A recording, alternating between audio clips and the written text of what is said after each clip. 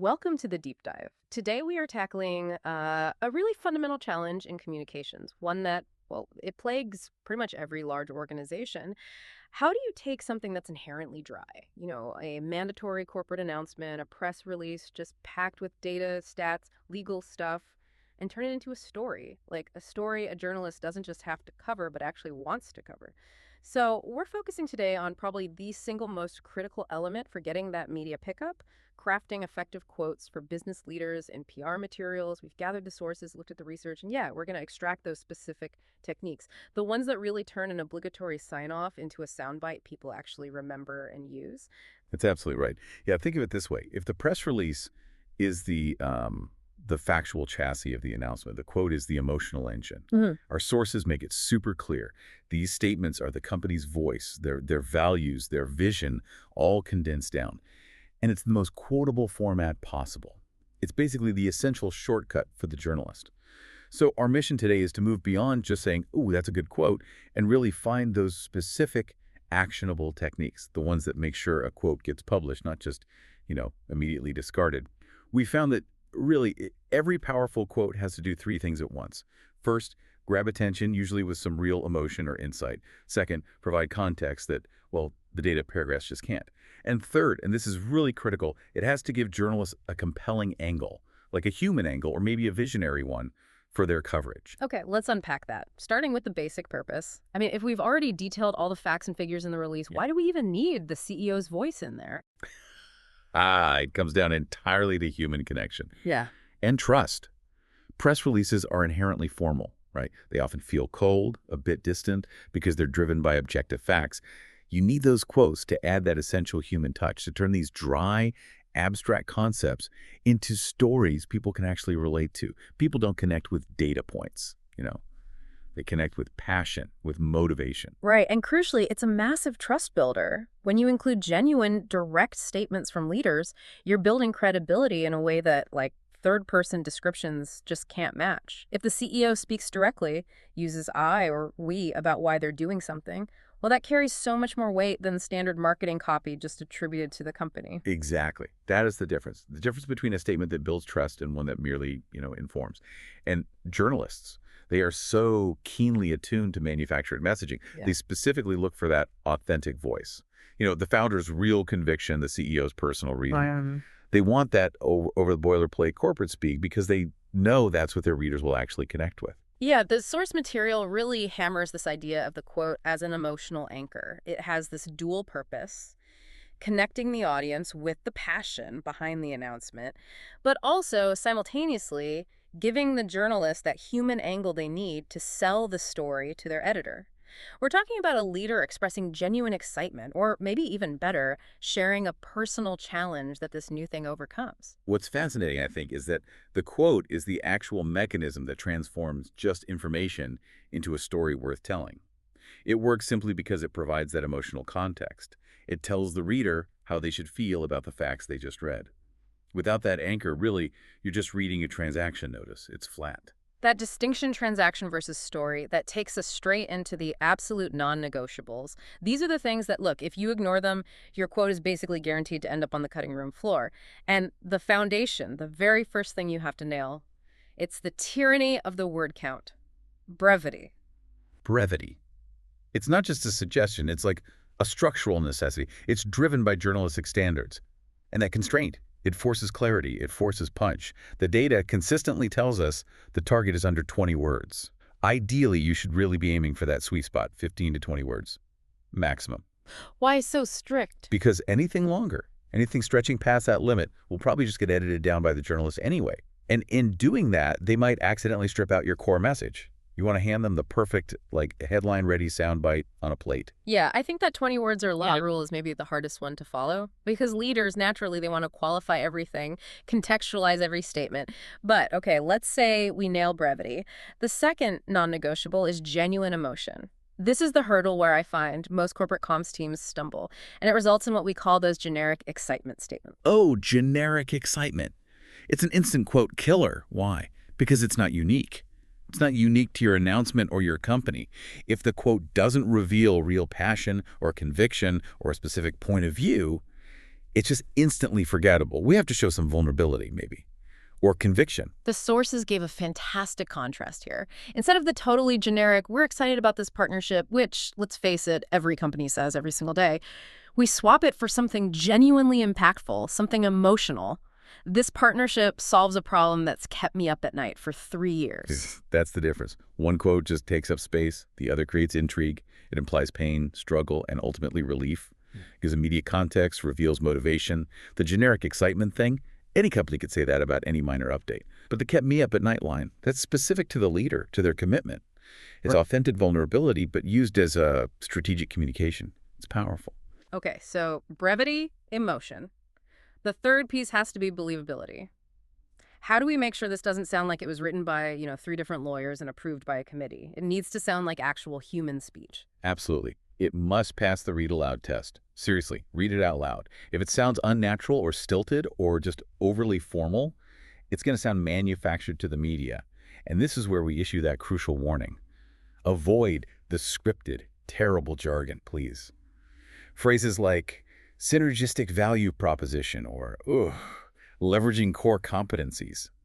They don't make the leader sound smart or strategic. They actually signal to the journalist that the speaker is hiding behind corporate armor. It kind of implies a lack of confidence in the actual facts, forcing them to use this unnecessarily complex language. That is such a sharp insight. The jargon isn't just annoying, it's actually a signal of insecurity.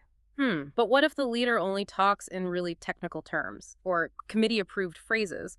How do we translate that authenticity without, oversimplifying the core message? Well, that's where that conversation technique comes in, which we'll get to in a second. But basically, you need to find the simple, specific consequence of all that technical work. Don't quote the technical phrase itself. Quote, the passion behind solving the problem that the tech addresses. Got it. Okay, let's pivot to the landmines, the pitfalls to avoid. Pitfall number 1, which we've kind of touched on, the generic quote. Statements like, this represents a significant milestone. They just drain the life out of a release because, well, they could apply to any company, any activity, any day. They mean nothing. Pitfall number 2 is overuse. Look, you might have 2 or 3 really great quotes, but if you stuff too many in, you just dilute the power of the message. You turn what should be a news story into this confusing Q&A session. And this is where that crucial metric comes in. Keep your quotes under 12% of the total content. That 12% rule feels really important. So if we have a standard, say, a 400-word press release, that means no more than about 48 words of quoted material, which basically limits us to 2, maybe 3 short, powerful quotes, maximum. And if you violate that rule, what actually happens? What happens is the press release starts to read like some disjointed script, not a coherent narrative. The journalist can't find the necessary context between all these competing voices. It gets messy. I've personally seen journalists just skip otherwise decent releases because they couldn't separate the actual news facts from the just deluge of quoted opinions. The key is to amplify the news, not drown it out. Right.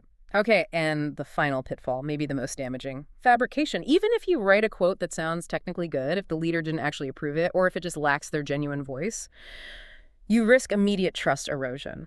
Absolutely. If you write a quote without your leader's real input and it lacks that natural conversational pattern, journalists, remember, they read hundreds of these things a week.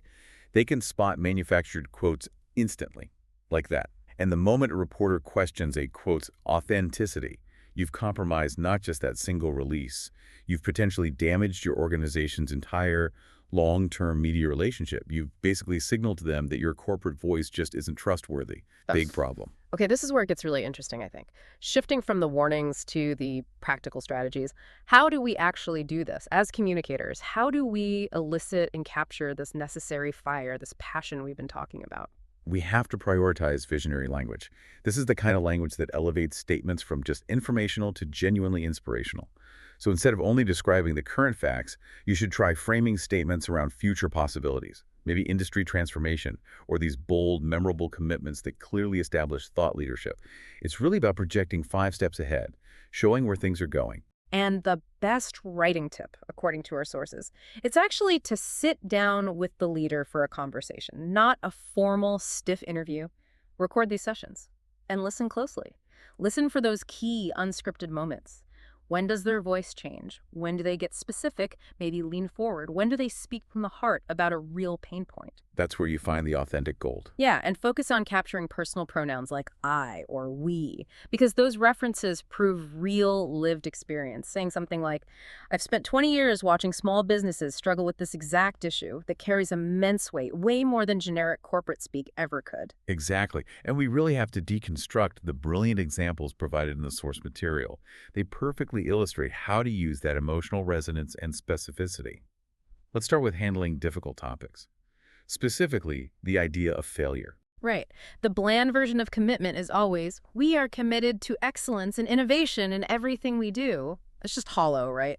But the impactful version, the one that uses specificity and failure is, every product failure taught us something our competitors will never learn. That's our competitive edge. Okay, wait a minute, though.